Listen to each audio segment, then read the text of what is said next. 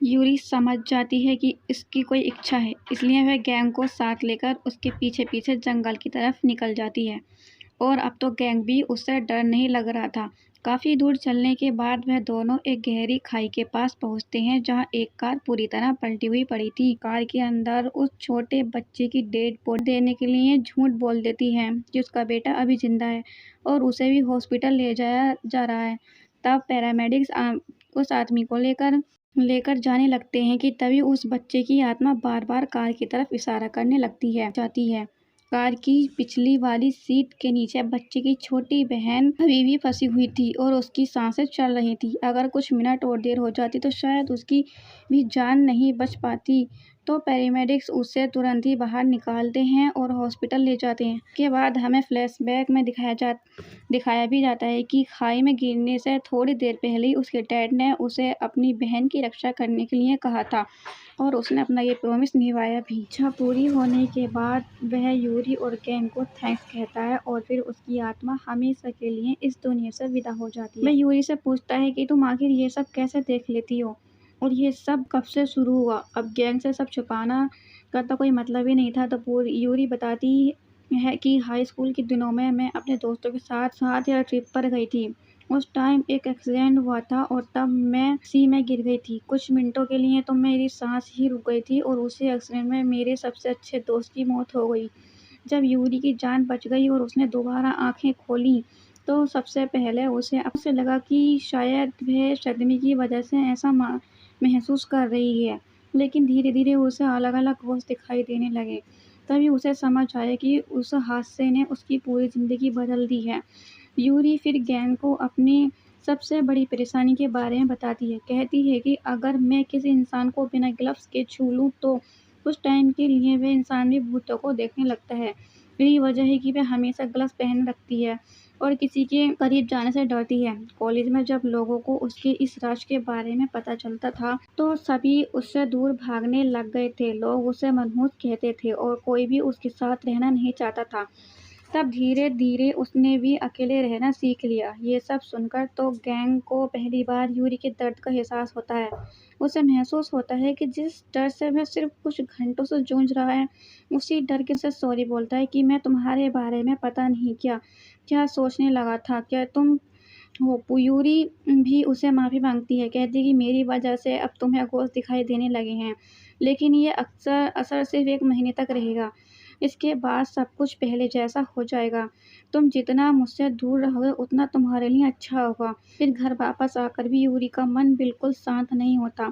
अंदर कई भूत घूम रहे थे। परेशान होकर वह उनसे कहती है कि मुझे थोड़ी देर के लिए अकेला छोड़ दो, लेकिन कोई भी उसकी बात नहीं सुनता। इतने साल बीत जाने के बाद भी उसकी जिंदगी में एक भी ऐसा दिन नहीं आया था जब वह बिना भूतों के चैन से रह सकी हो। लेकिन इस बार उसे अपनी नहीं बल्कि गैंग की चिंता हो रही थी। दूसरी तरफ गैंग भी जब सोने की कोशिश कर रहा था तो उसकी हालत पहले से भी ज्यादा खराब हो जाती है।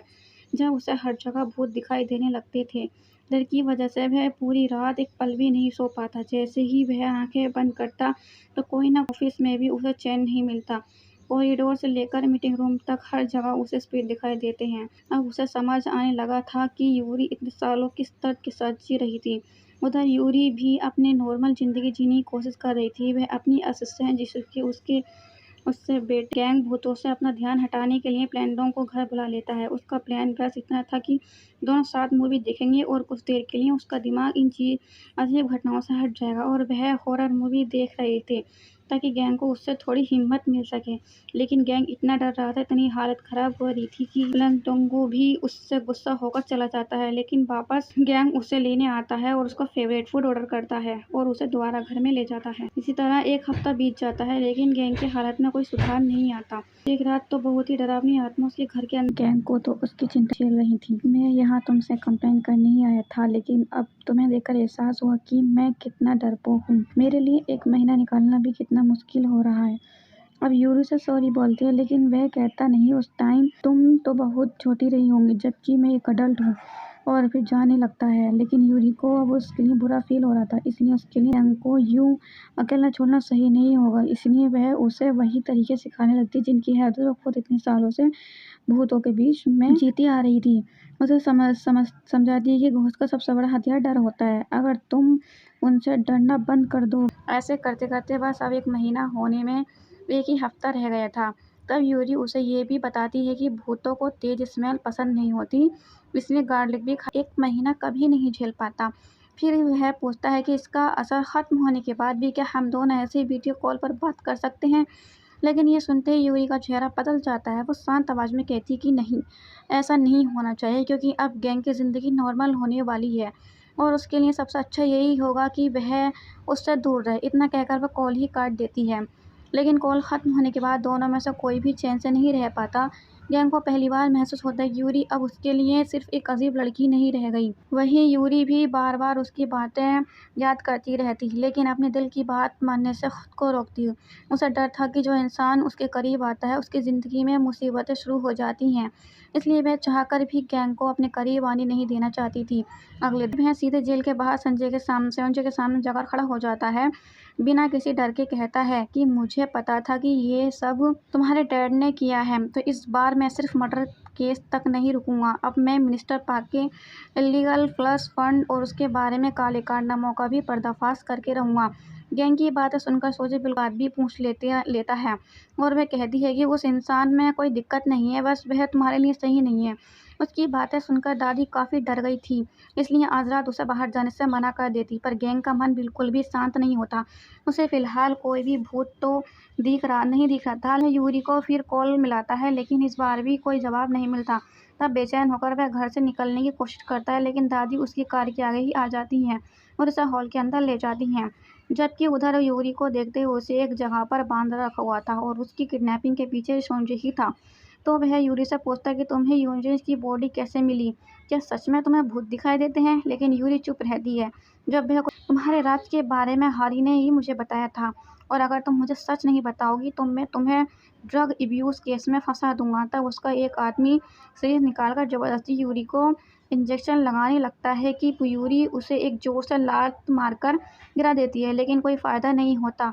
वह फिर उसे इंजेक्शन लगाने वाला होता है कि तभी गैंग वहां पहुंचकर उन पर हमला कर देता है और यूरी को छुड़ाकर वहां से लेते हैं। वह तुरंत ही उसे हॉस्पिटल लेकर जाते हैं। पिंडोंग और मिन दोनों गैंग की हालत देखकर पूरी तरह टूट गए थे। डॉक्टर भी उसे बचाने की पूरी कोशिश करते हैं, लेकिन गैंग की हार्ट बीट धीरे धीरे कम होती जा रही थी और अगले ही पल मॉनिटर पर एक ही सीधी लाइन दिखाई देती, यानी कि उसकी मौत हो जाती है। यूरी यूरी यह सब और नहीं देख पाती। अपने टूटे हुए दिल के साथ वह हॉस्पिटल से बाहर निकल जाती। उसके मन में सिर्फ एक ही बात चल रही थी कि आखिर उसकी बदकिस्मती ने एक और इंसान की ज़िंदगी बर्बाद कर दी। उसे लगता है कि जो भी पूरी तरह टूट जाती है और गैंग की आत्मा को गले लगा लेती है। उसकी आंखों में आंसू रुकने का नाम ही नहीं ले रहा था, जबकि गैंग खुद भी नहीं समझ पाता कि आखिर उसके साथ ये एपिसोड यहीं पर ख़त्म होता है। तो फिर हम जल्दी मिलते हैं अगले एपिसोड में, ये देखने के लिए कि गैंग जिंदा है या फिर एक आत्मा बनकर